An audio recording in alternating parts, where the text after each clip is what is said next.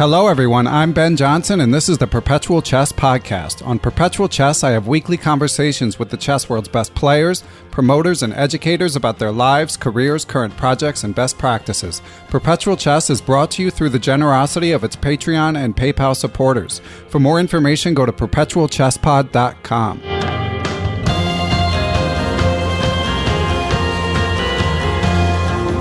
Hello again, everyone, and welcome back to Perpetual Chess. We have an esteemed guest today, been around the chess world for quite literally longer than I've been alive, and I am a middle-aged man. His name is Fred Wilson, and he most recently got notoriety for becoming the oldest person ever to get the USCF National Master title. He's also been a chess bookseller for over 45 years. He's written books. He's currently number 26 on the USCF over the age of 65 list and number 26 and rising. So, Fred, thanks for coming on Perpetual Chess. Well, thank you. Thank you for having me, Ben. I just have to correct one thing that you said. I am evidently the second oldest. Oh, really? Yes. There was a fellow in New Jersey. His name escapes me.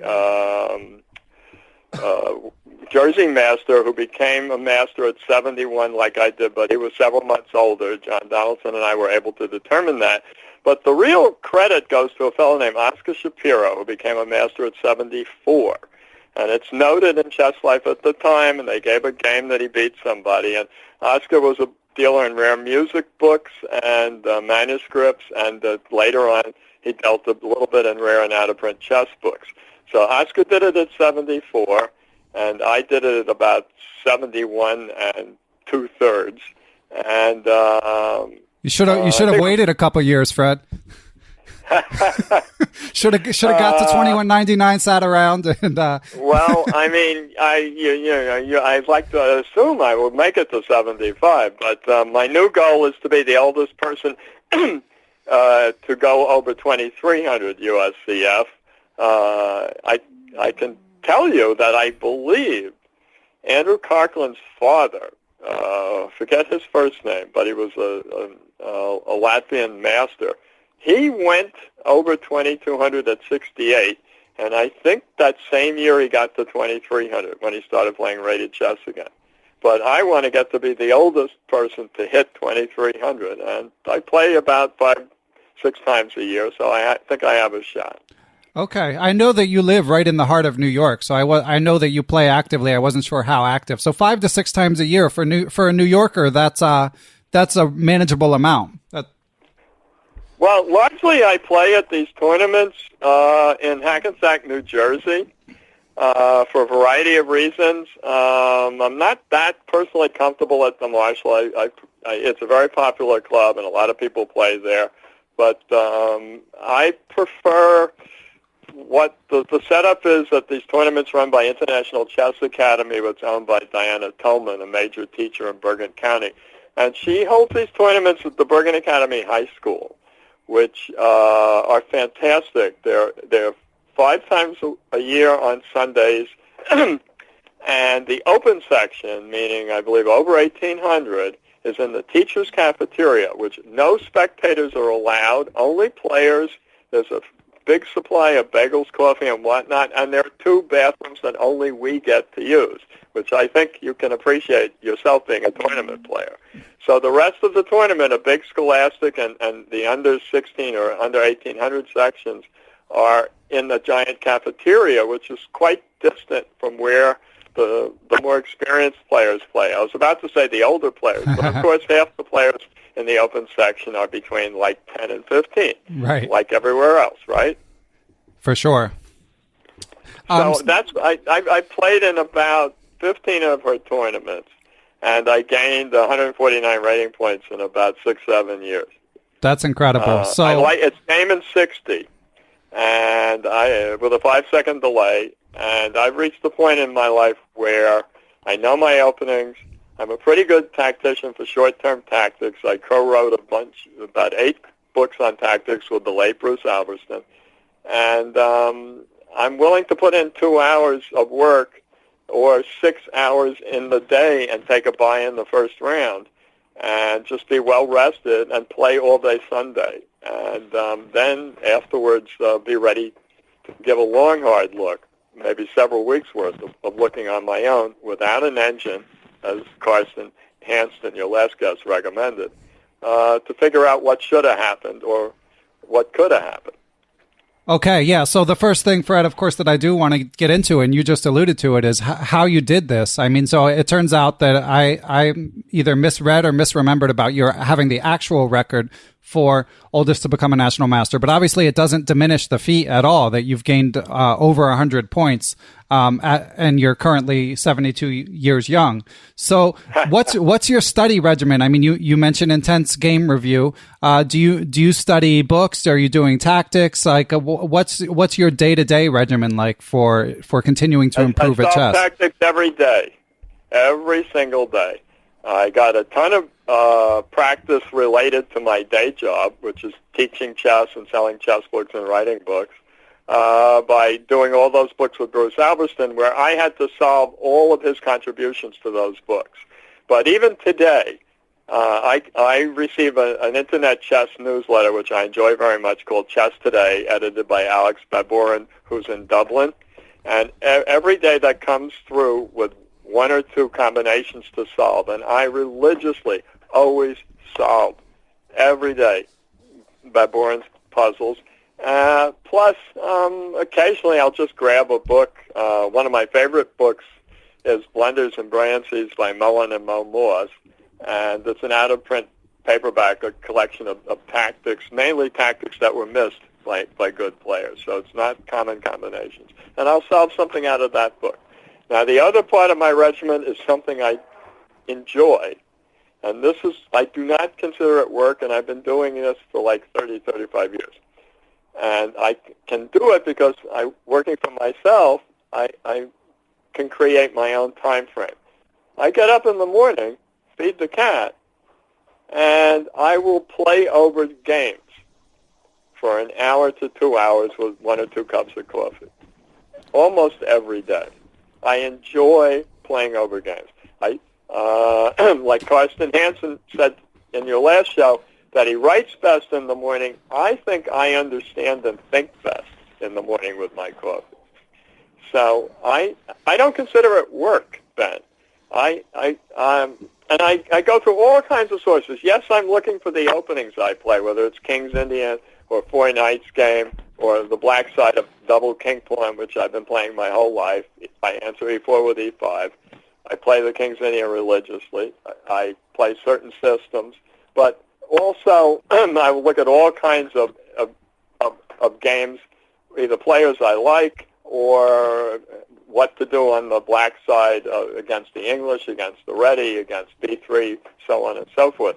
And it's not just looking at books, although, for instance, I went through and highly recommend Smearin's King's Indian Warfare. I learned a lot from that book, and it's basically a collection of his best games. It's not like a theory King's Indian book like Boligan's book on the King's Indian. I found Smearin's, frankly, more useful to me. So I play over games from books, but recently I bought from somebody who was downsizing his collection a whole bunch of bound years of British Chess Magazine, and I've been lugging home volumes from the 1980s and 1990s because there's a ton of games in there. And I find the King's Indian played by Mestel or Hebden or John Nunn, or I find a lot of Four Knights games, which is my favorite opening. It was very popular then, played by Nunn, Short, Chandler, and others. I play over these games. And it kind of reminds me that I heard your interview with Carsten Hansen, and he said as a teenager, he played over every English opening he could find because he liked the opening. Well, I try and play over every game between good players in the openings I play, just to get a sense of where the pieces belong and to get some ideas that will come back to me when I am faced with this exact type of middle game. So I do a lot of study, Ben, but I don't personally consider it work. And I sometimes think if you're playing over games, I do it physically with a nice set and board. But even I think it's better to see 3D than 2D, and so do many Russian teachers, the older ones anyway. But if you consider it work and you don't enjoy playing over games, the players you like, the systems you play, maybe you should find another game. Do not believe you're going to get any better at chess. Yeah, well, clearly you can't get better without studying, but I know that personally I feel a little bit like this, and I'm sure some of our listeners feel like, okay, of course, like we all love chess. That playing over games is one of the things we love most, but if you're working and you have a family and stuff like that, like, the time can just slip away. So to me, like in a world where money and family were not an object, what you're doing sounds like basically the perfect way to start a day. I love coffee and I love chess. So I would love to just have a chess set in front of me and look at the games. But I think some people feel like they just don't have the time, or at least it's not quite a high enough priority with the limited time that they have. But I do want to I want to find out more about your approach. So are you always using a physical chess set for the study, or do you sometimes look at games on the computer? I will. I actually don't own an engine, just to get that right off the bat. But, of course, I will click through games on the ChessBase website that look interesting to me.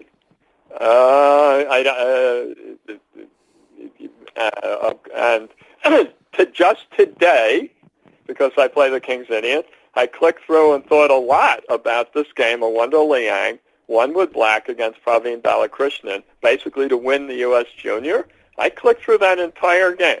And I can tell you I think Praveen was better for much of the middle game, and A Wonder made a startling decision to give up his dark-squared bishop and make the whole middle game position really crazy. I thought the endgame probably should have been drawn, but A Wonder is clearly pushing, and he finally pushes Praveen over the edge. But I clicked through that, and I probably spent 20, 25 minutes looking at that and being fascinated and understanding how ferocious and strong and resolved A Wonder is. And he will probably become the next Jeffrey Zhang, if not the next Nakamura.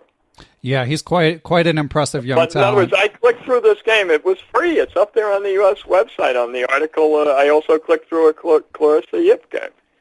I find her an exciting player. She's another King's Indian player, too. Yeah. So one framing I think that chess players struggle with in terms of selecting their openings is as you get, of course, the monsters of the chess world, the best players need to be well-versed in all openings. But for, club level players all the way up to around the level where you and I are, I think people struggle with if they should be a fox or a hedgehog, if they should, know a little bit about a lot of openings or know a lot about a few openings. And it sounds like you've definitely planted your flag in the latter category based on what you're saying about your enthusiasm for the King's Indian and the Four Knights. Is that your philosophy? I think you're better off ultimately sticking with openings you enjoy, you think you kind of understand the middle games that result from them, and you can learn more and more about them. And I could give you a brief history of my opening career. It started out E4, and actually even King's Gambit. But like many young players, the Sicilian drove me crazy. And the Sicilian drove me away from E4. So I started playing D4. I did that for like 25 years or so. And I had various funky systems, Petrosian system against the King's Indian, Leningrad, Nimzo Indian, Bishop G5 against the Grunfeld. Everything seems to be a Bishop G5 in what I was playing. And I kind of plateaued, if you will, between 2100 and 2149 or so. My high rating was 2189 in about 1968.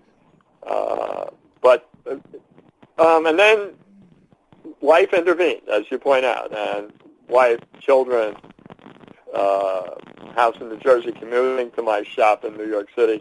I had a terrible result in one New Jersey tournament. I like to joke that drawing with Glenn Peterson, the former great editor of Chess Life, made me give up chess for 10 years. That's my joke that I have with Glenn, who's a friend of mine. So I didn't play for about 10 years. And my rating at that time was actually 1989.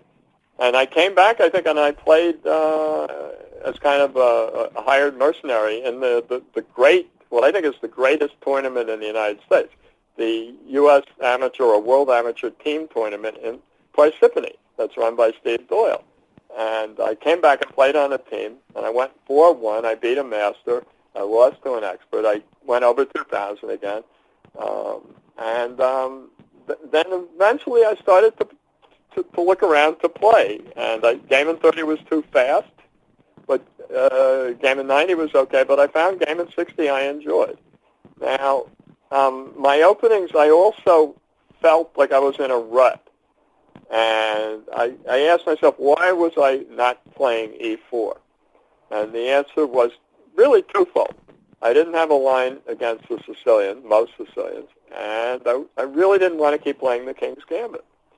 Well, somehow I had been playing over lots of four knights games from both the olden times, from 1900 and 1914, and from the 1980s. And John Nunn wrote a book on the Four Knights that's terrific, that's out of print now, New Ideas in the Four Knights, and I practically wore that out.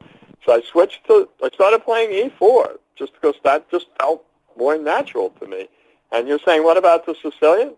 Well, against half the Sicilians you see, Black's second move is D6. Well, against that, you can play D4, C takes D4, and the queen takes D4 Sicilian, the Makaganov or the Hungarian variation. I thought that's where you were going. And there's a pretty good coverage of it in Pete Tamburo's book, Opening for Amateurs. Either I recommended it to him or he recommended it to me. I can't recall, but I think we both kind of rediscovered it at the same time. And so, all right, I have a weapon in the Sicilian for half the Sicilians. I find other ways to deal with Paulson and classical and accelerated dragons. And I just developed a repertoire that I kind of enjoyed, like against the French. I don't let people play the French. And you say, Ben, how's that possible? And I say, it's very simple. I play the exchange French and play pawn C4 on move 4. And you're very often getting like a Queen's Gambit accepted position. And it's a wide open game, and Black is okay if he or she knows what they're doing. But it's not a French anymore. It's a wide open game where I have an isolated deep pawn but good development. So I've never lost with this. Seriously. Yeah, and speaking of my interview with Karsten Hansen, that reinforces something that he and I highlighted in our conversation, where he was saying the objective analysis at the super grandmaster level is really not that important, even up to your level. If you know the system, I mean, the game's not just going to peter out to a draw just because it does with 2700s playing. Well, I thought he was actually referring to something Hikaru said. In the U.S. Championship, Akobian played the French defense against Hikaru Nakamura and against Fabiano, and he was crushed by both of them. And Hikaru, in the interview with Maurice afterwards, said, well, what does he expect? He's playing the French defense. But you notice Karsten said, but if you want to play the French defense, you don't have to play 2700s. If you understand the middle games and enjoy it, keep playing the French defense. But I think that's what he was referring to, Ben, that at a certain level, like over 2750, they look down on the French defense. But why, Ben, should you, I, or the average 1900 player care what they're looking down on? It doesn't lose by force. Yeah, and again, a few days ago, this is not the French defense, but the Pierce defense probably has an even worse reputation. And I don't know if you saw this game between Maxime Vachier-Lagrave and Magnus Carlsen a few days back, where Carlsen beat him with black in the perk in a classical game. So, sorry. No, I did not, and I try and stay alert to what Magnus is up to, because we know he doesn't play the most, what Kasparov would claim to be the most principled openings, but he's the strongest player in the world. So thank you for telling me, because I'm going to go find that. It's probably up on ChessBase. Yeah, it was equalish out of the opening, and then it was a classic sort of Magnus grind in a rook end game. But it was, it's inspiring stuff that the world's best player is able to just basically play anything. Well, I think what Magnus has in common with the greatest players of all time, I guess, Kasparov, Fischer, Capablanca, Lasker, he knows he does not feel fear. He fears no one. So even positions, so what? And I think he even said somewhere, if you play 50, 60 good moves and you draw, good for you. Right. But he doesn't feel like anybody's going to outplay him in even positions with especially many pieces. So it's like that's what's really refreshing. You know that what Magnus was asked, who of all the former world champions it would be most interesting for him to have play a match against when they were at their peak. He did not say Gary. He said Fischer. So that kind of tells us something, Ben, who he respects the most. Yeah, I'm not going to settle this debate, so I won't even venture an opinion. No, but he's telling us something. Yeah, no. Who he felt was like the most dangerous in all facets of the game, in the middle game and the end game. Yeah. He's saying Bobby. And I generally find the argument about like which player was the farthest ahead of their peers, I find that to be sort of a compelling argument in terms of evaluating who the best was, but it's hard. The Fischer versus Kasparov argument is especially tough to settle because Fischer's peak was so brief, so it's... Well, that argument is compelling, but it really kind of makes Fischer and Kasparov the strongest players. Fischer and Karpov the strongest players of all time. So apparently, before Kasparov came along, there was a huge gap between Karpov and his peers. Even in rate. Yeah, but I guess... There was 100 gap between him and Spassky and about anybody else, but it was very, very brief. I think the first among equals idea is possibly most compelling now, except I just hope Fabiano doesn't get sucked into the long multi-piece endgames against Magnus, because I think the Magnus is maybe one of the strongest players of all time in such a position. So you're rooting for Fabiano? Well, why not? I mean, I'm sure you used to see him around in New York. I'm sure you used to. I'm rooting for Fabiano because suppose we had an American chess champion. Yeah, it would be fun. I like them both. I also like the fact that just like again with Karyakin, you have two young men in their late 20s at the peak of their careers playing each other. I wish it was longer than 12 games.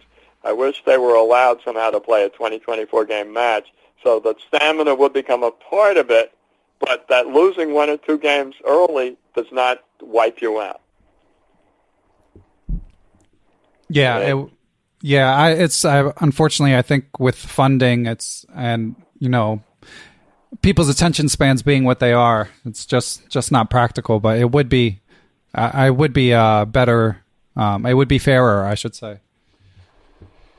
Well, I mean, it should be a very exciting match.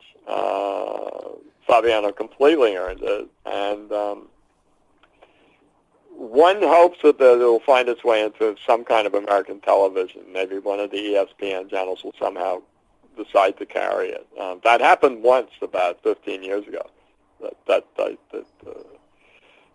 think Yasser Maurice and another fellow, the guy who wrote a chess book, and the name escapes me, but I can tell you it was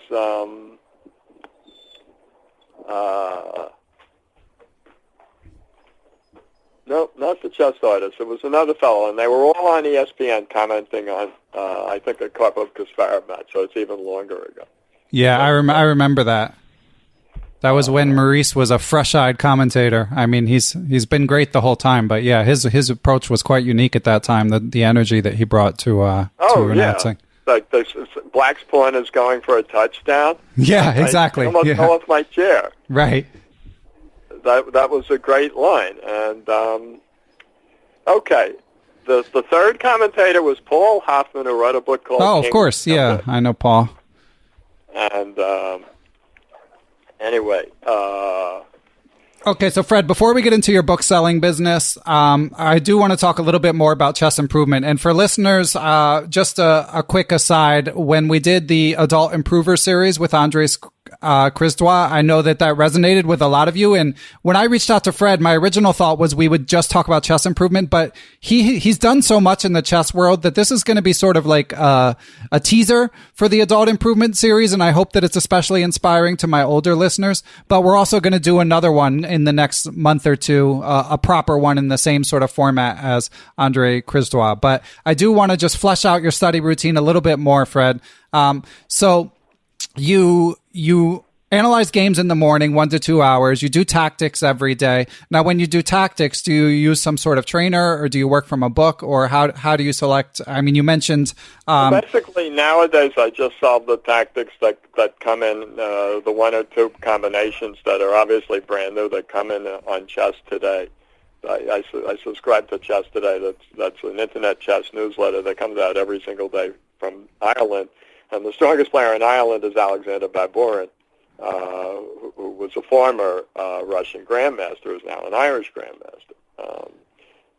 Incidentally, by the way, just an aside for you, contact him and get him on your show. Yeah. He's funny. His English is perfect. He's articulate. He's a professional chess teacher in Dublin. He's the main chess teacher in Dublin, running chess programs. And he once told me on my show he only made one mistake when he started chess teaching and running programs for children. And I said, Alex, what was that? He said, I didn't charge enough. Okay, and for listeners, what Fred is referring to with his old show, Fred and I had talked about this offline, is he used to have a show on the Internet Chess Club, the ICC, called Chess and Books with Fred Wilson, where he, many years ago in the early 2000s, interviewed many esteemed guests. Fred, can you tell our listeners a little bit more about the history of that show? That ran approximately 5 years. Going by my memory, it was about, I think, 2002 to 2007 or 8. I actually won the Chess Journalist of the Year award, the Fred Kramer Award. It kind of looks like a medieval cudgel with the marble pointed piece of stone for the year 2003 for my interviews on that show. I mean, at that time, I think I had Max DeLugi right after he got out of the pokey where he was wrongly put in jail in Russia, but because some business associates lied about him. And that was a great interview. And I was interviewing, I had the same problem and responsibility you have, Ben. I had to come up with a new guest every week. And it was about a 90-minute show. And I would review books verbally for 20, 25 minutes. I would read one commercial, the best in chess all the time, www.chesscafe.com. And that was the commercial I used to read. So I can never forget it. I dream about it.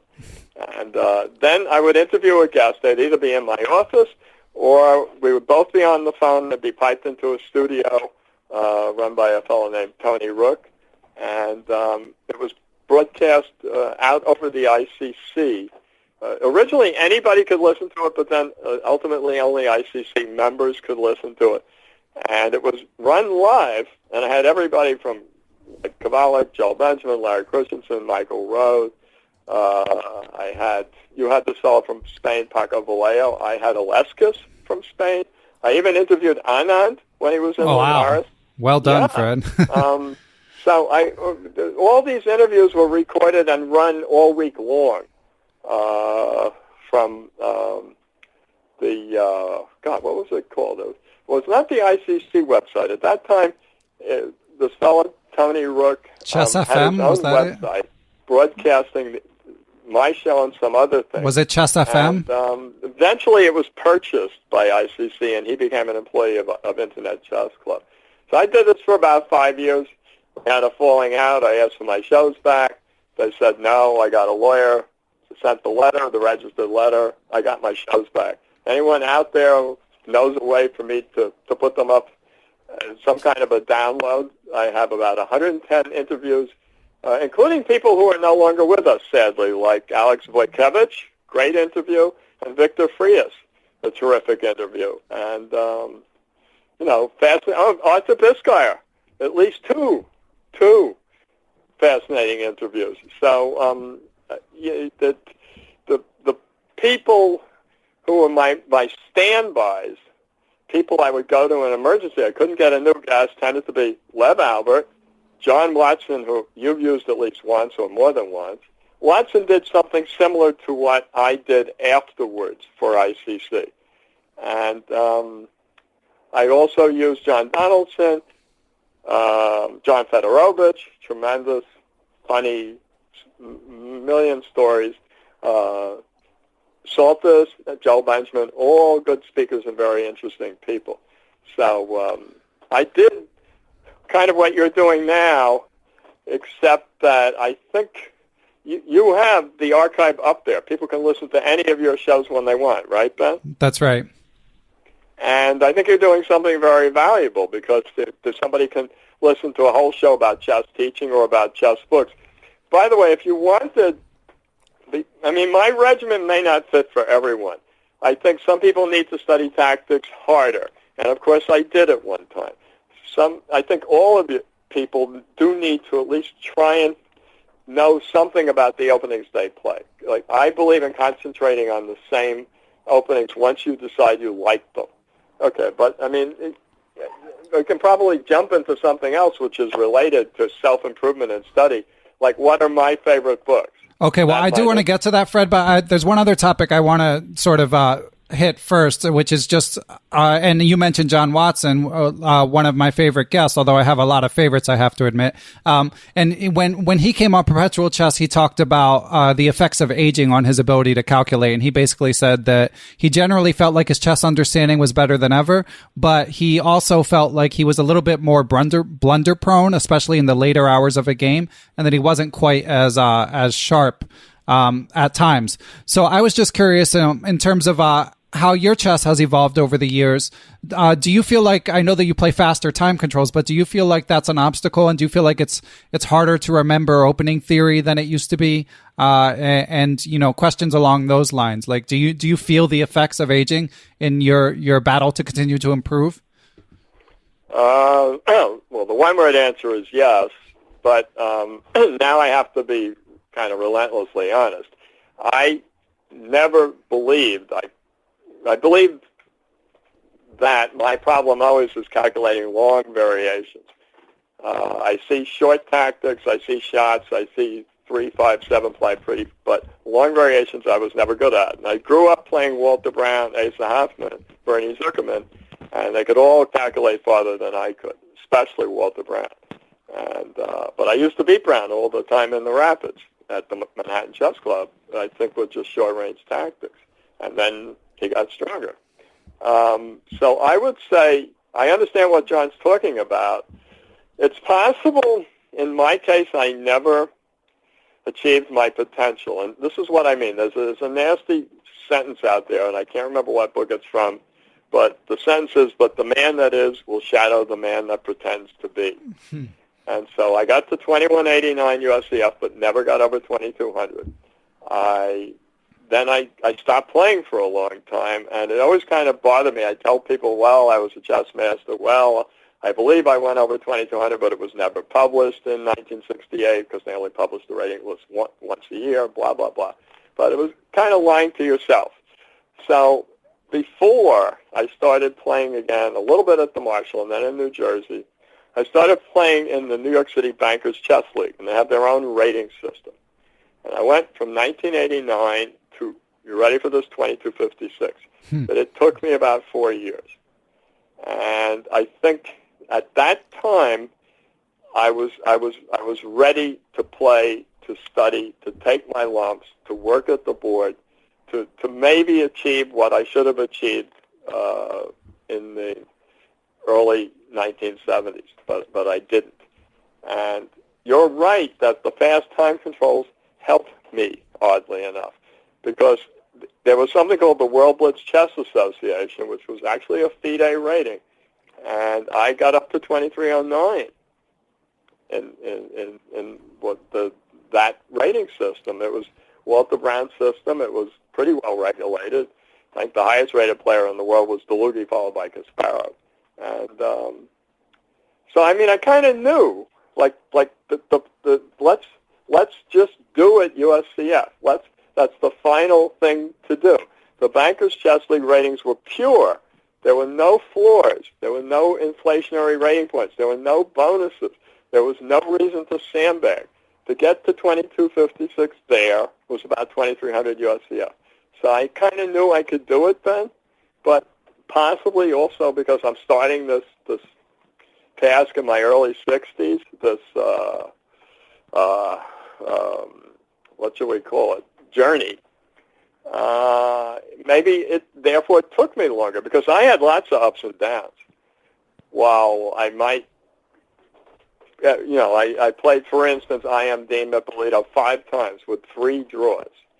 And I heard this used to drive him crazy a little bit, but I always prepared for him, and I'm always playing Kings Indians against his G3 stuff. And Dean knows his openings.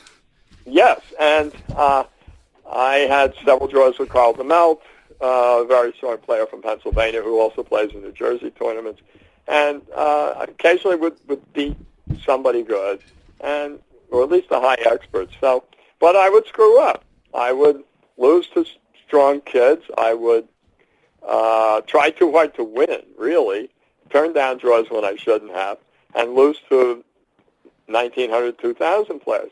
So it took a long time. And what I would tell people out there, if you're over 50 or 60, don't quit. Keep coming back. It's a fight. It's a game. I do think that as everyone from Karsten Hansen to Alex Yermolinsky in The Road to Chess Improvement, which seems to be everybody's favorite book, insists you've got to study your own games. And you've got to do it first without an engine. You think you understand everything that should have happened and did happen, then give it to Fritz or Stockfish. I'm told by a good friend of mine who plays at the Marshall Law Firm that in the Wednesday and Thursday night tournaments, which are one's an open and one's an under 2,000, that many players, at least half a dozen, are routinely whipping out their smartphones after the game to see what they should have done. Yeah. And then these people stay rated 1,800 their lives. I've admitted before on air, Fred, I'm guilty of that sometimes. Okay, it's okay. You can do it. It's a free country, but don't expect to get off your plateau without instant gratification. I know it's wrong when I do it.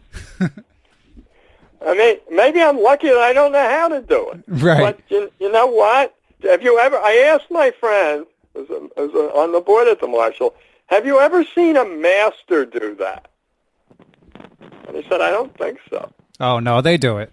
We're all human. I mean, like you say, a lot of us know it's wrong, but I mean, sometimes, it's that feeling. It's like when you're trying to come up with, it's like when a fact is escaping you and you want to think of it, but at some point you just want to look it up. Sometimes if you had some position where there's something there and you were thinking about it and you burn, say, 15 minutes, sometimes when the game's over, especially if it's a fast, like the Game 60 tournaments that you like to play, and if you have another round coming up soon, it might be that you just can't let go and you need to look it up. So I'm not saying it's right, but I certainly understand the impulse, and I have fallen prey to it. I have strayed, I must admit.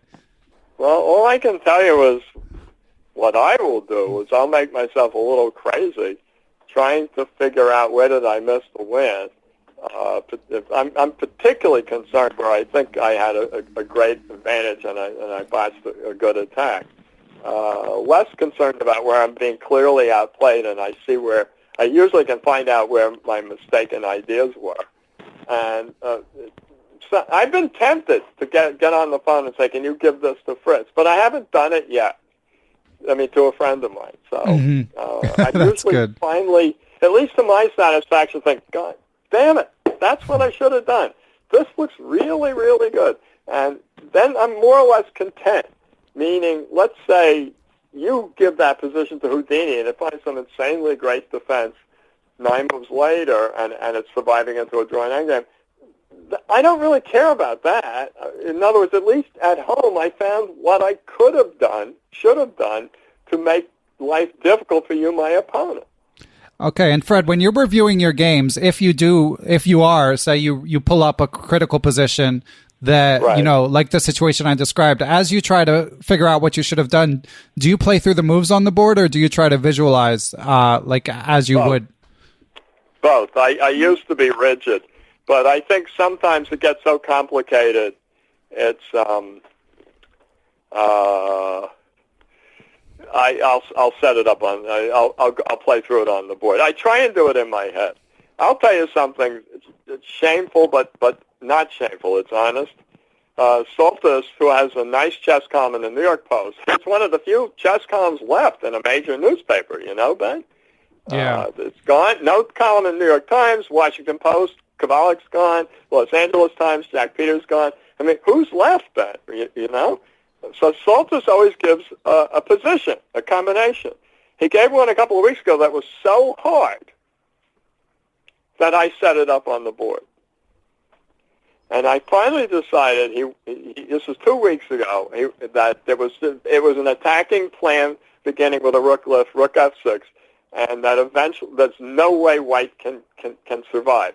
And it's really, I mean to ask Andy, I know this, it's about 12 ply. And he gives the answer next week, and he says, there, rook f6 threatening, blah, blah, blah, blah, blah, and black is winning. And I'm going to tell him, I don't think you gave enough of the answers to the average guy.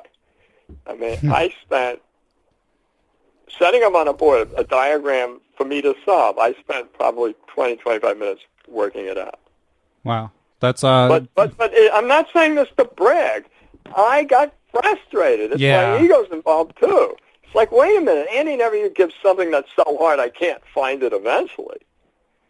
So it's interesting, you know. I mean, it's maybe the answer is you've got to enjoy doing some work on your game. And as you say, I have much more time than the average guy with 3 kids and a mortgage. But I will tell you one thing. I once had the 3 kids and a mortgage, too. And I would, at night, more in those days at night, if there was no Met game on, I'd be looking at chess games. I enjoyed playing over chess games. Well, as a Mets fan, I'm sure that, you don't want to watch the game, so that gives you more time to study now as well. Oh, you had to say that, right? As a Phillies fan, I had to get that in, yeah. I'm just... yeah, we won't. We've got an international audience, so we shouldn't babble about baseball too much. I know. Well, can we get in one little blurb about that me moving my store? The one that your book business is the next major topic I want to hit. So Fred's got over 2,000 books in inventory, and was telling me right before we recorded, you've been selling books since 1973. So I'd like to hear about the move, but why don't you tell us about the beginnings of the business too, Fred? I mean, this was right after relatively speaking, right after the Fischer-Spassky match, right? So what was how did you get in the chess book business? Okay, well, that was, as it turns out, coincidental. 1973, at the beginning of that year, had been working at a bookstore that still exists in New York City, Argosy Bookstore, and they're at Midtown on 59th Street. How can an old and rare and used bookstore exist in such a location and pay New York City rents? Because they own the building. I worked for them for about 3.5 years.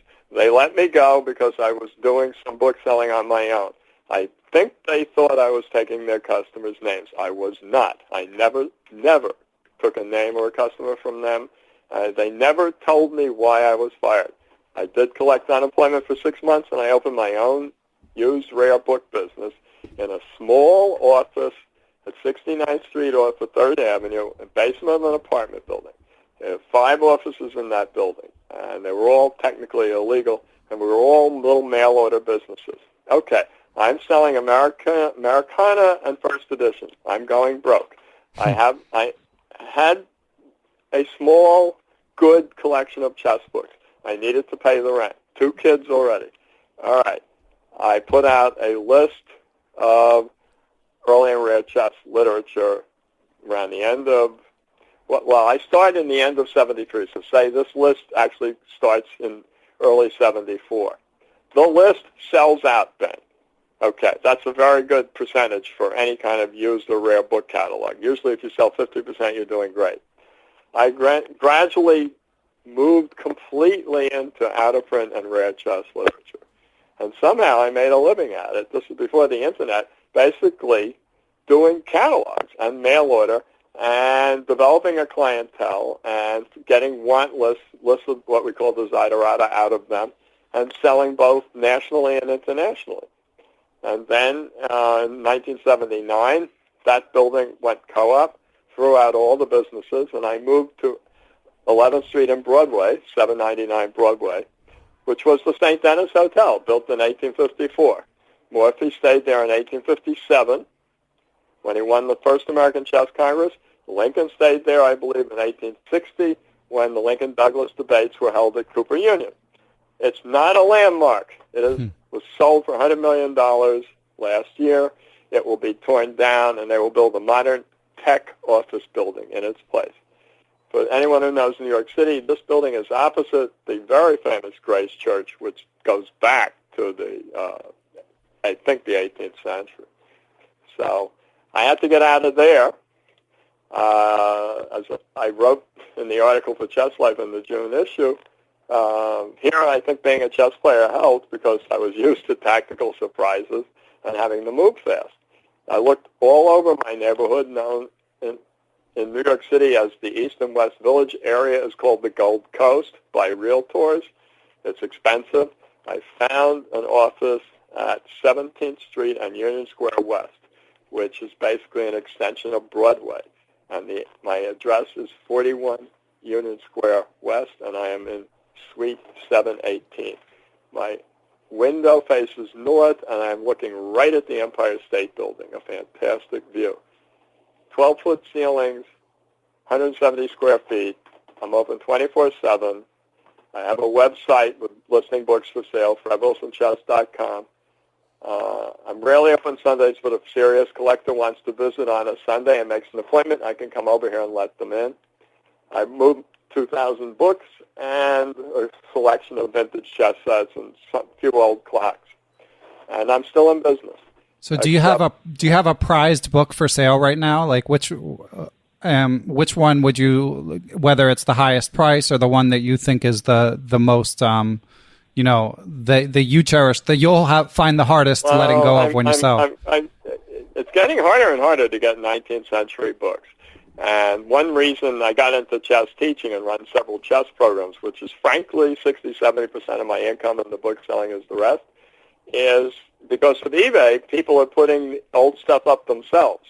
And I think it's kind of hurting the rare book business in many ways. But my rarest book right now, but I'm holding it for a collector. But if he doesn't buy it, it's for sale. It's a 3 books by William Lewis bound together in one volume. And it's a selection of the games of chess played at the Westminster Chess Club between Monsieur de la Bourdonnais and an English amateur. That was Alexander MacDonald. London, 1835, plus 2 other books by William Lewis. And they're all bound together in one book in quarter calf, and it's $300. And what the 1835 book is essentially the first World Championship match book. That's pretty cool. When La Bourdonnais beat MacDonald, as you would know, Ben, he's considered the first unofficial or de facto world champion. And they both died soon. And then the next really de facto world champion is Staunton, who beat another French guy, Saint-Amand, in a match in 1849. But La Bourdonnais was recognized as the strongest player in the world after beating Alexander MacDonald in, what was it, the immortal 88 games or something? So that's my rarest book right now. I once had a first edition of Roy Lopez, 1561, which I sold for $3,000. I don't have a copy of that right now. So how do you find a book like that before you sold it? Someone reached out to you, or how did you track it down in order to sell it? Recently, one of my old customers wanted to sell some stuff that he had bought from me in the 1970s, and funny to see your old prices in books, I bet. And so that's how I had like a whole series of old books that I recently sold. I had the Chess Annual from 1856 by Charles Tomlinson. I sold for $150. I had a book, Science and Art of Chess, by a fellow named Monroe. I sold for $150. It's nothing special book. He may have been the first guy to write about the accumulation of small advantages, which then became the famous Steinitz philosophy. By the way, that book by Monroe is up there from some guy on eBay for $750. Okay. So be careful, people, with Amazon and eBay prices on old and rare chess books. Do not believe everything you see. Okay? Ben, you know that, right? That they understand that? Well, they might be better off sometimes checking to see if I have a book, because every day I see books up on Abe, Amazon, sometimes on eBay, standard OP, out-of-print books, let's call them standard $20, $25, $30 books, going for more money than I have in my shop or I have listed on the website. It's almost like people just believe that the only place to find anything is eBay or Amazon. But okay, yeah, good to know. And listeners, definitely, if you're a listener and you're interested in chess books, I'll link to Fred's list of his inventory so you can check out what he has and see if anything piques your interest. Yeah, I will warn people I'm a bit of a Luddite. I only take checks, money orders, or cash. I don't take PayPal or credit cards. However, if you call or email me and do you still have X for X dollars, and I get back to you and say yes, I will hold it. As soon as your check arrives, it goes out in the mail. You know, if I don't know you and if it's for a ton of money, I may wait for the check to clear. If it's a $1,500 check, I'm not going to worry about it. Then life's too short. Yeah. So, I mean, I've been doing business the same way for a long time. I certainly know how to pack and ship books. But people visiting New York, you would enjoy my shop because you'll be able to browse through a ton of out-of-print, used, some old and rare, some new books in new condition, which are still not priced $29.95, but might be $15 or $20 because I have various sources for getting books. And if you see something at a brand new price, it's probably by me, like Simple Attacking Plans, which I recommend that. But even I sell that for $12 instead of $14.95. And okay, Ben, it's on Amazon for $11.97. Frickin' Amazon, they're so tough to compete with. Well, for the 3 cents, folks, you get it signed by me. Okay, yeah. Also, I bet I could be. I'm guessing you'd be willing to play a blitz game or two with anyone who pops in if things aren't too busy. If occasionally. Sometimes yes, sometimes no. It just depends how busy I am. During the summer, I'm here 6 days a week from noonish till 8:30. During the school year, again, 6 days a week, Monday through Saturday, often open till 8:30. But during the school year, mid-September through mid-June, I'm often out, except Wednesdays, between 2:30 and 5:30 teaching, running chess programs in New York City, independent or private schools. And, so try and make an appointment during the school year. Otherwise, if I'm here, I'm open. Excellent. That's pretty simple. And it's people who visited my old store, 38 years at 11th Street and Broadway. Now I'm at 17th Street and basically the corner of 17th Street and Broadway, really, but I'm on the 7th floor. The other address is 22 East 17th Street on weekends. People who visited my old store saw a very crowded place. It was hard to browse. This is set up much better. It did not evolve. I planned this out like one of my recent games, Ben. Yeah, so, I'm really glad that you landed on your feet and found a new venue. I know in New York, real estate prices are insane. They asked me, can you give us 2 months security? Can you move in, virtually right away? Yes, yes, yes, yes. And the guy said, okay, you're in. So there's a storage loft that comes with the room that the former person who had been here 18 years had built. So when you walk in, the first 5 feet are a lower ceiling because I have a ton of things stored up there. But the rest of the store is, my current building is a relatively new building. It's 1896. That's funny. It's in the original yellow oak floors. I'm definitely, next time I'm in New York, Fred, which won't be Won't be too long, I'm sure. I'm going to drop you a line and try to come by. Well, oh, by the way, now that you're in New Jersey, I know that a lot of people listen to your show who are in the tri-state area, New York, New Jersey, Connecticut, Pennsylvania. Many people listening would know this already.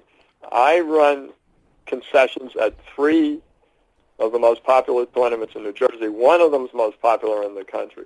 I bring used and out-of-print books to the U.S. Amateur Team Championship, the World Amateur Championship, President's Day weekend in Parsippany. That's a great, fun tournament. 1,200 players last year. I think closer to 1,300. They had to cap it. And the reason is low entry fee, I think $45 a player, 6 games, 2 games a day, no cash prizes. You're playing for trophies, medals. People are there to play chess, so it's like the world's biggest chess club. There's no stress. It's like, have you ever been to the teams? It's just I love fun. them. Yeah, I was actually going to go last year, but then that was when it came up that my family was moving. So on the downside was I couldn't go last year, but the bright side is now that I'm like an hour away, I intend to go quite often. The other 2 tournaments that I think are fabulous. These are the only 3 concessions I run. I used to run a dozen a year when I was younger. But in Morristown, New Jersey, at the Morristown Hyatt, my friend Noreen Davidson is the chief tournament director of the New Jersey Open. The Morristown Hyatt is in the middle of Morristown, a beautiful little city where you can walk all over the place, restaurants. You're not trapped on a highway. It's a great hotel. And, again, it's a 6-round tournament. You can play 6 6-hour games, 40 and 2, sudden death 1, or you can play a 2-game schedule. And the New Jersey Open lately, I think it had 8 Grandmasters last year. It had 12 the year before. It's like a mini international tournament for you to watch if you're not playing in the open section. I'm the vendor there, but I think it's a great state. It's definitely the strongest state championship held in the United States last year, and probably will be this year. And the other tournament in Morristown is the U.S. Amateur Individual East. Again, 40 and 2, sudden death 1. It's held Memorial Day weekend, Morristown Hyatt, and this is a fantastic tournament for people under 2,200. But again, people in New York, you can take a train to Morristown and walk 3 blocks to the hotel. You don't even need a car. But I'm telling this to you because now you're relocated. Yeah. And you should tell all your Jersey people to support these 3 tournaments because they're really well run and they're enjoyable. Also, they have a great vendor. That was humor, Ben. I'm not the only vendor at the teams. It's also Rochester Chess Center and Chess for Less. So there's 3 of us covering equipment, software, brand new books, used, rare, and early and rare. So you actually have a huge selection of chess stuff at the team championship. Yeah, the Amateur East in particular are definitely a sight to behold, and I would say worth traveling to if you're from out of town. It's just such a fun tournament. You can cut the tension with a knife in the last day of the World Open. You know what I mean. Yeah. And you're not paying $285 to play. You're paying $45. You're playing on a team. Everybody's there who really wants to play chess. You have generally some grandmasters and some IMs, often with their students, or they're on a team with friends like that. So it's just the whole atmosphere is so pleasant. It's not the tension, not the pressure. I played in it once, and if I wasn't a vendor, I would, I sponsor a team of my students who always play. But if I wasn't a vendor, I would play. But you can't do both. Right. You can't play for 10 hours and sell for 14. That's 24 hours right there. Okay, so Fred, I just have a couple more topics for you. One you mentioned earlier, and you already gave a few chess book recommendations, but do you have any other favorites that you find yourself using for students or just like that most resonated with you? Okay. Way back in the beginning, Carsten Hansen said his first chess book was My System. I kind of don't recommend that to people. I think it's a little tough to start out with, but he was a strong, very talented, motivated teenager, I think, when he grabbed a copy and read it. My first book that I read and enjoyed and got something from, and okay, I learned how to play at 10 or 11. I never cracked the book till I was 13 or 14. I won the Best Play Game Prize in the New York City Junior Championship of 1961, and my provisional rating was 1704. And the prize was given to me by Lombardi over a game by Bernie Zuckerman because he said Zuckerman's game was all theory.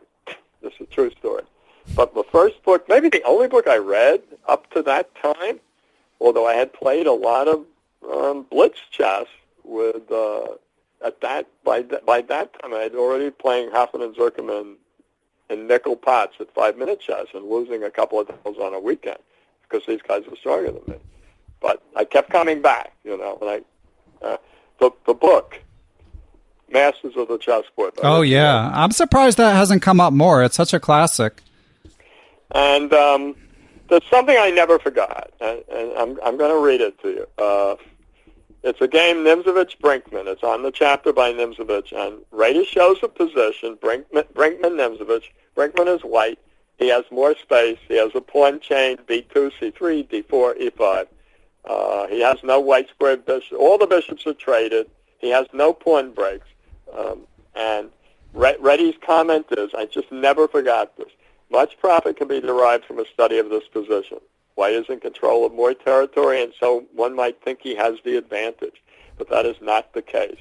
The real criteria to appraise closed positions is the possibility of breaking through. In general, the player who can move freely over a greater area can probably place his pieces more advantageously. But that is not the case here. And thus, while White in this position, and he shows the diagram, has no possibilities of breaking through and controls more space, he's therefore limited to making waiting moves behind his wall of pawns. The second player, Nimzovich, has two possibilities of breaking up the position with pawn breaks. Therefore, black alone, Nimzovich, is able to take the initiative, and consequently, he is in the superior position. And it was just a contradiction of what's first obvious when you look at a position like, wow, White has more space. Then you see with all the bishops gone, it doesn't mean anything. Black's traded off his bad bishop. It's a French defense position. And it just somehow, it's just like, okay, chess is not so simple.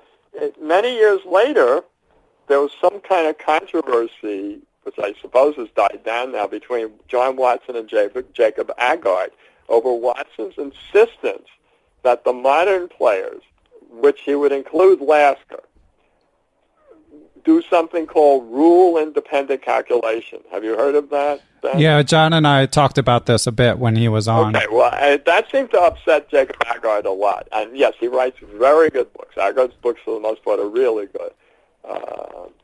But I agree with John. One of the hard things in chess, and one of the enjoyable things, is the paradoxes. That things are not always what they seem. And so Masters of the Chessboard, it's a game collection. I still recommend that for people. I believe there's an algebraic edition. Yeah, there's a new edition, and it's not expensive. It's like $12 or something. Yeah, right, it's a great book.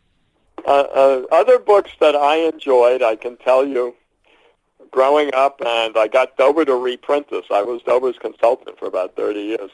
Chess and Morphy by Binnick by Imre Koenig, A Century of Chess Evolution. And it basically takes 5 opening systems: King's Gambit, Queen's Gambit, Royal Lopez, and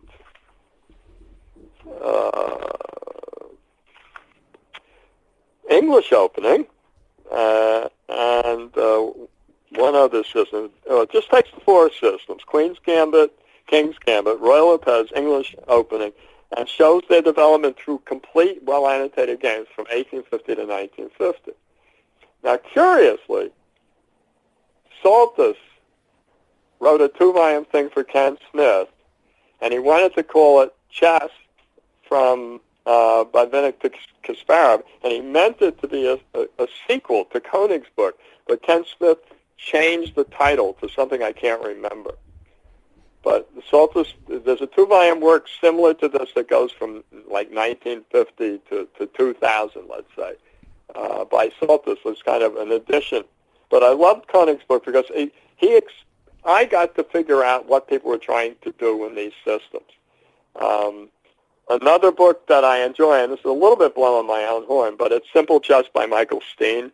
Has anyone recommended that? No, I don't believe so. It's a fantastic book about positional chess. It can be read parallel to My Simple Attacking Plans. The Dover edition's out there for $9.95, and yes, I'm the one who created the algebraic edition and reformatted it and maybe made 10 or 12 corrections. But it's a terrific book, Simple Chess by Michael Steen. And I think at the end of my book, Simple Attacking Plans, Simple Chess used to be one of these, what you call, cult-following books, meaning it was a little paperback and a very scarce hardcover, and it was indescriptive, and it got a big reputation 10, 15 years ago, before the Dover acquired it on my suggestion. It was going for little crazy prices. You know, the paperback would go for $20, $25. We're talking about a small book then. And it's just because it's so well written, explaining positional concepts. So the last thing I wrote in Simple Chess was I was quoting Michael Steen in an interview, and they asked him a question. How did you come up with the idea of writing Simple Chess? And this was Malcolm Payne in the fantastic English magazine Chess, which is, well, the best magazine in the world is New in Chess, but I think Payne's magazine is the second best. But at any rate, so Steen's comment was, Simple Chess was written with a view to try and articulate as best I could all the things I wanted answers to when I was reading chess books, and the answers weren't there. Subsequently, I discovered, having joined a mainstream profession, tax accountant, that when you go through training, you get the same syndrome in that the classical textbooks give you a lot of information, but never in the form of telling you what you actually need to know. That's a great hook. Simple Chess is a great book. That's the last line of My Simple Attacking Plans. Was probably not a great book, but it's a good book, and it got a rave review from Joel Benjamin in Chess Life in 2013. And there's a Russian edition out, amazingly. A Russian edition of Simple Attacking Plans is I just got a copy from my publisher, Mongoose. You were talking about publishers in your last interview, and they left out that Mongoose Press,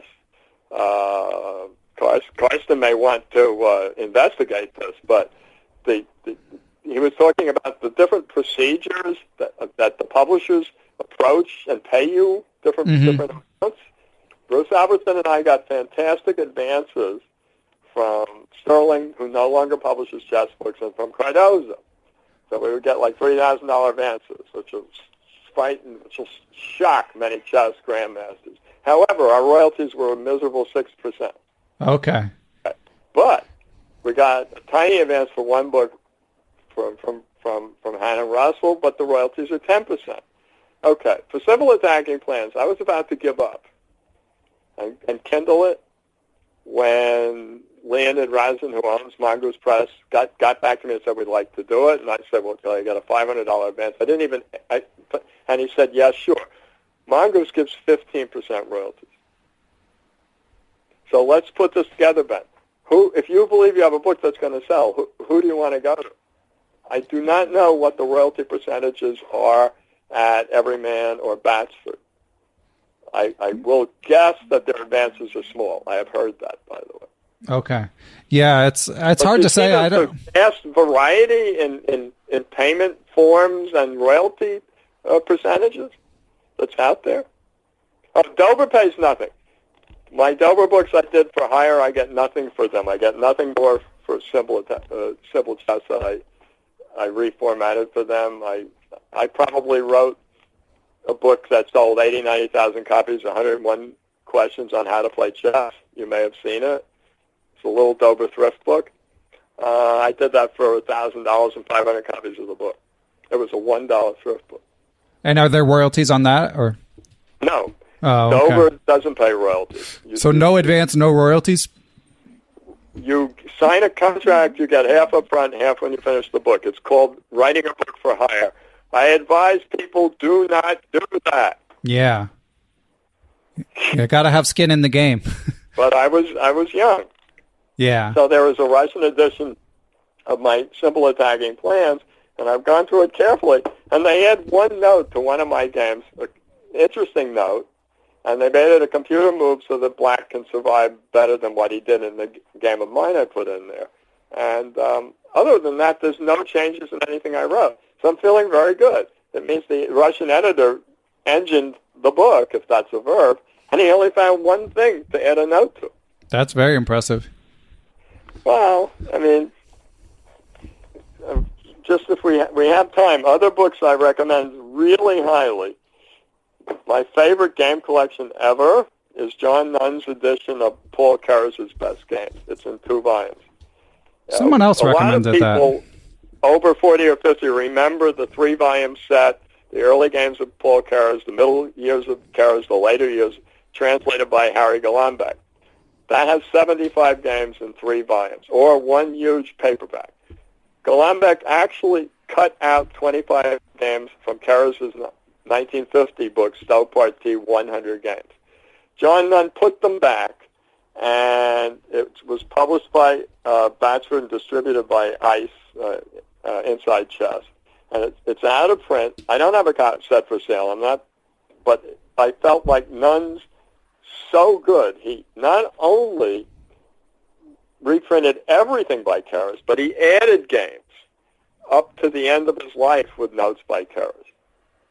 And I've always felt Keres's annotations are the clearest, the most easiest, they're somehow less severe than reading Bobby. Like other Keres books are Power Chess, all his Chess Life articles edited by Bert Hochberg. Famous The Art of the Middle Game by Keres and Kotov. The 2 Keres pieces are fantastic.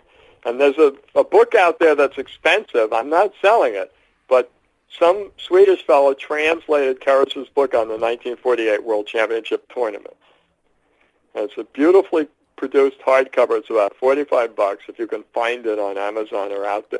And it's one of the greatest tournament books ever written. Remember, Keres came in third in that tournament. That was his great disappointment. Bobby kept beating him, and there's a lot of controversy about whether he was throwing games to Bobby. I do not believe it. His wife has never said so. There was not a shred of evidence that Keres threw games to Bobby. Bobby had his number until about the 1952 USSR Championship. Sounds like you really know your chess history, Fred. Well, 72, I read a lot. Very quickly, I love Chess for Zebras by Jonathan Rowson. I think that's even better than the 7 Deadly Sins. I love the quotes he throws in. Yeah, his quotes are great. And he's working on a book about chess. Although Rowson, I think... what? Yeah, I mean, it's not, I think it's more about like chess and life sort of thing. So it's not strictly educational, but he's such a good writer. I'm glad he's working on something. Well, I think he gave up chess to become a lecturer in psychology, although I know he won the British Championship, and I think he also tied for first in the World Open when he was studying postgraduate work at Harvard. Yeah, I met him around that time. Oh, well, here's a little tip for you. Try and interview him. Of course, yeah, of course. Yeah, he would be amazing. I'm waiting for the book, and then I'm going to pounce. waiting for his book to come out. Besides Chess for Zebras, I love Chess Training Pocketbook by Lev Albert. I remember that book. Yeah, that's good. That's a fantastic book. I still go through it and do solving. I think one of the best books ever written on Tal is The Magic of Mikhail Tal by Joe Gallagher. I think a very little-known book about it, called Attacking Technique by Colin Crouch. It's a fantastic book. It's hard to find. It's worth paying $15 or $20 for on the internet or in my store. I don't have a copy for sale now. But Colin Crouch came up with a concept I will use again and give him credit for if I write a sequel to Simple Attacking Plans. And the concept is something called the 3-piece rule. And the 3-piece rule is actually a very important idea It's just to conduct a successful kingside attack, you must be prepared to sacrifice while being careful to ensure that you have enough material in reserve to force checkmate. In general, A successful kingside attack will need at least 3 pieces participating, 1 to be sacrificed and 2 to give checkmate. And he then goes on to say it's usually a queen and 2 minor pieces, or a queen, rook, and minor piece. But the 3-piece rule is a good thing for people to keep in mind. Like, yeah, it sounds like it would be useful for teaching. I'm already using it. I just trying to think. Oh, I will mention a couple of other books. In the Everyman series, they've done these books about great players, Kara's Move by Move, Spassky, Bronstein, Karpov, blah, blah, blah. I believe Kara's Move by Move and Spassky Move by Move by Zen and Franco are terrific. Really good. Okay, these are 2 of my favorite players. Zen and Franco did a tremendous amount of research, especially for the Spassky book. He's quoting from a Boleslavsky and Bondarevsky book on the first match that Spassky lost to Petrosian. He's quoting notes from that Russian book. That's doing your research. Okay. He wrote a terrific book on Keres, and a fellow named Thomas Enquist, Swedish IM, wrote a fantastic book on Leonid Stein. Stein is absolutely another one of my favorite players. Stein, Keres, Spassky, Fischer, Capablanca, Lasker. Those are probably my favorite players. I mean, I haven't forgotten Bodina, who Pandolfini, whenever I see him, that's another one you want to do an interview with, says I learned more from Leonard Selected Games than from any other book I ever read. So that's Pandolfini's favorite book. I would say in the Everyman series, I'm somewhat disappointed by their book on Bronstein. I thought it was kind of superficial and left out a number of really famous games. So I don't know. It depends on who's doing the book.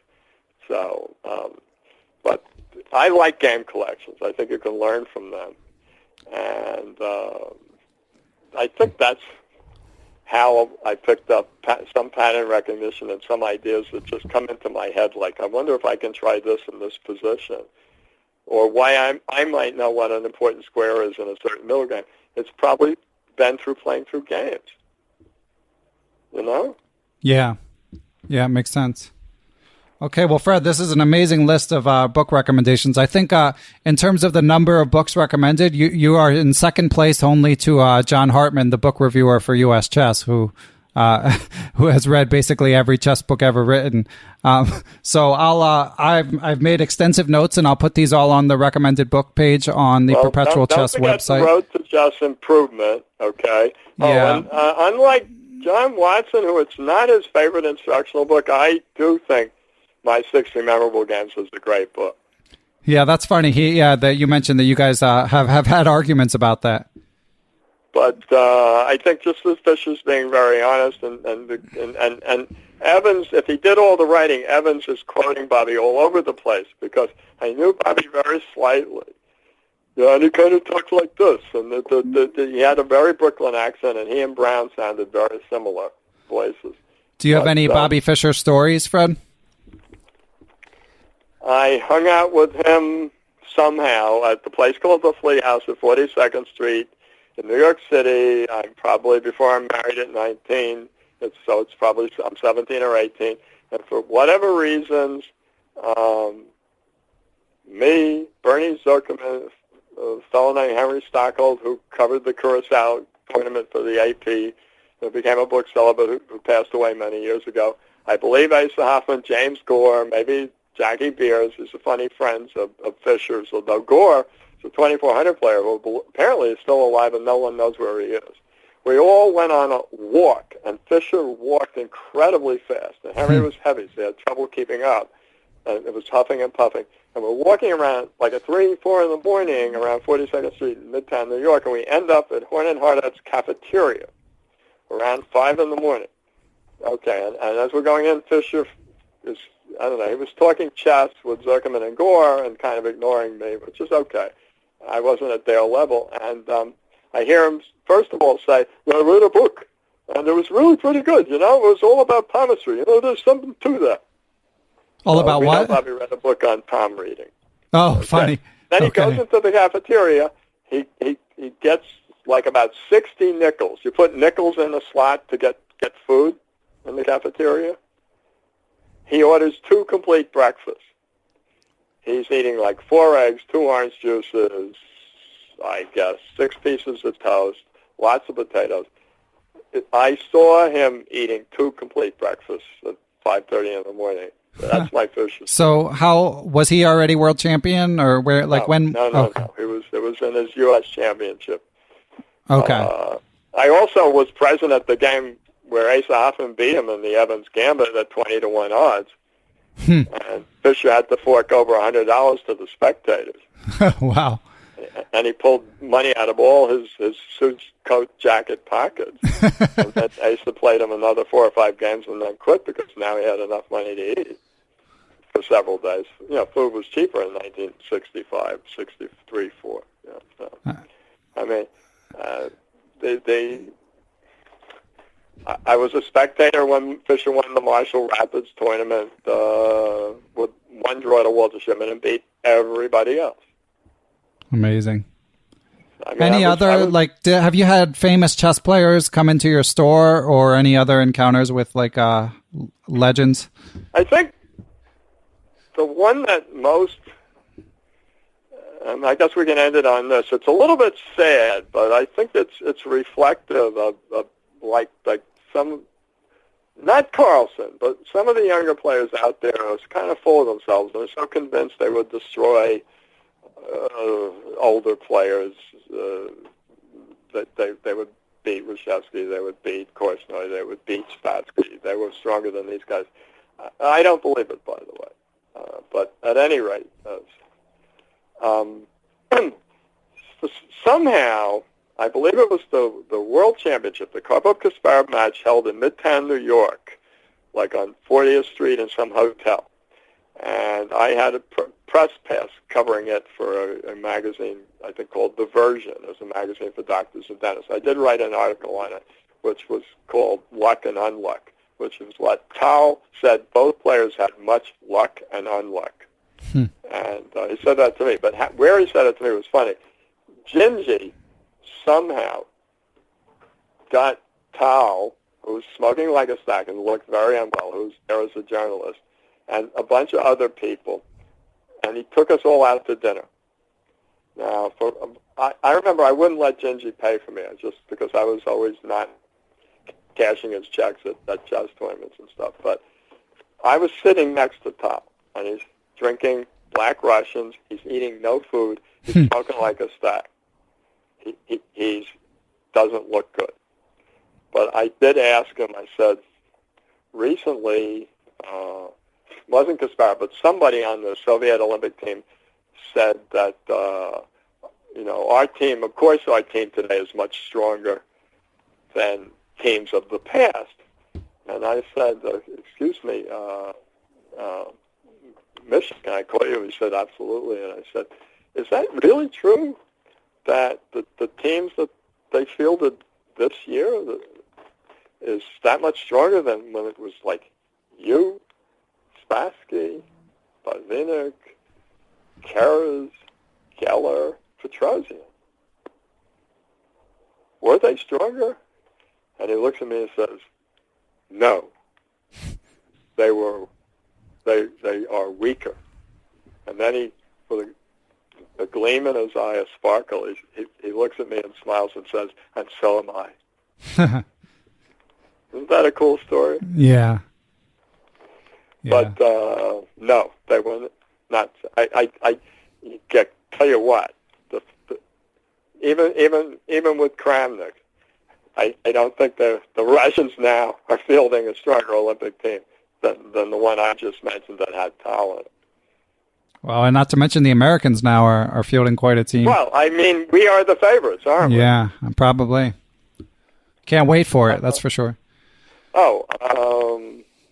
I think it's fabulous. I just wish we could find I've always felt, and I don't understand it, there's some prejudice against chess in the American media that I don't get, when you and I both know that tens of millions of Americans know how to play. Yeah. So, you'll never hear on the news at night. Sam Shanklin, in a surprise upset, won $40,000 on the U.S. chess champion over 3 people rated 100 points higher than him, and in the list of the top 10 players in the world. They could say, 15 seconds to say that. Do you ever hear that on the 11 o'clock news? No, sadly. Don't you think some people would like to hear that? Yeah, I do.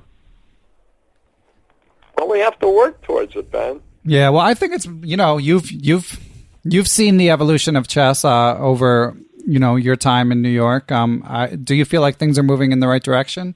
Yes, scholastic chess is exploding. The party line among us teachers, which I believe is chess enhances critical thinking skills. And I would say both for children and adults, really, the greatest benefit you can get from chess is you will learn that you should think before you act, which is probably why our current president doesn't play chess. Right. Okay, well, Sorry, I had to throw that in. If pro-Trump people don't want to buy books from me, that's fine. I'll live.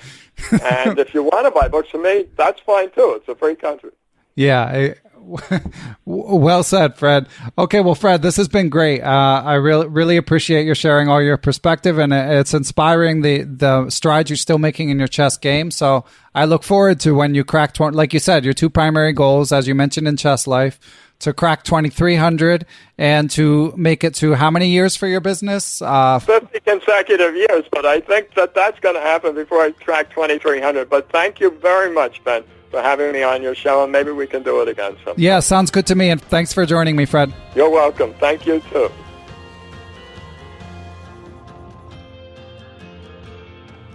Special shout out to Geert Vandervelde for supplying the Perpetual Chess intro music.